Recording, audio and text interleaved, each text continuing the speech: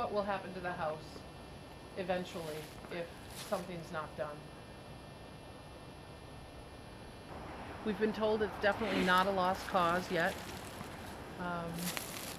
But again, we have to move, I would say, again, any year, any of us, we're almost afraid to drive by here because we're afraid it's going to have collapsed or fire has taken it. At one point, there were different, some of these windows and doors were just, the house was open to the elements, which is not good. So we try to keep a close lookout for it. You'll see back here, this used to be a porch. And when I started here 3 years ago, the porch was in existence and it's fallen. You can see it's just fallen right down. It's known to a lot of people as the witch house.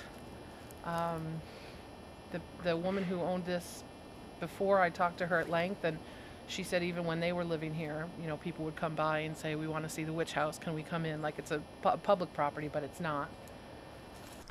My name is Janice Thompson, and I'm a resident of Ashland, which is right the next town over. And I actually don't have any formal relationship with the house at all. I was intrigued with Sarah Clay's story because I found out that the urban myth is that she hid out the winter of 1692 to 1693 in caves out back of my house. So that's how I found out about this story, and I learned through the Framingham Historical Society that Sarah's house still stands, and it hasn't been lived in 10 years, and it's in really bad shape. And so I just got the bug at that point, and I put together a group of people, and we've been working on trying to save it for the last 3 years. Sarah Clay, she went by Cloyce in Salem, was the sister of Mary Esty and Rebecca Nurse, and all three sisters were accused of witchcraft. They were all jailed.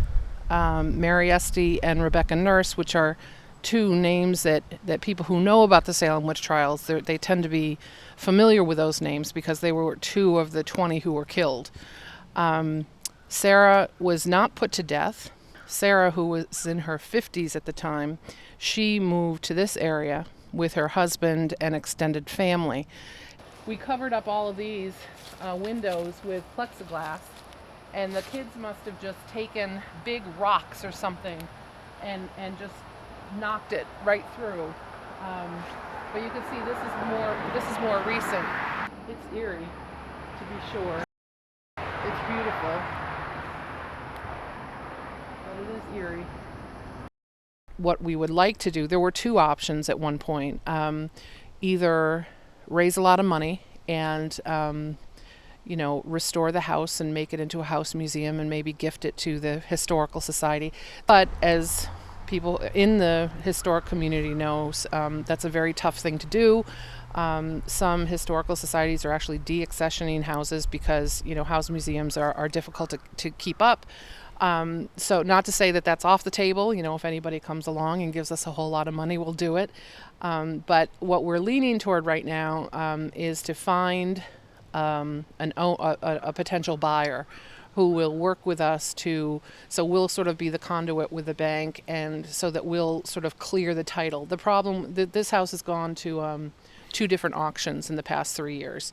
And the reason why both auctions did not work is because the title isn't clear, because there are liens and there are back taxes. So our group is hoping to use our various expertise to clear that title, and then sort of work with a buyer who is historically minded, who won't tear down the place, who will renovate it and maybe open it to the community once a year on the house tours. But we do know at the last 2 auctions, the people who came in second for the bid wanted to develop it, wanted to raise it, just tear the whole thing down and put up a new house.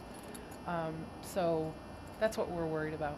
For anyone who's coming in here, if they do, will not do it for the financial gain, because they would never be able to flip it and make any money on the amount of money that it would take. It would take real love of history and wanting to be here.